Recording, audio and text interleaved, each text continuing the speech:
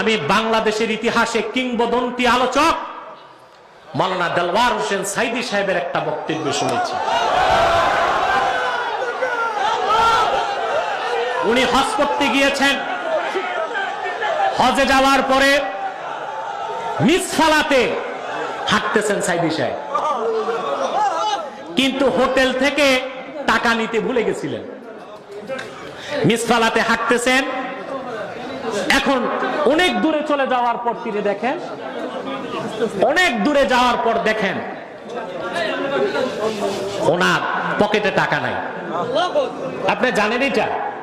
আমার মনে হয় এই ঘটনা আপনাদের অনেকেরই জানা থাকার কথা।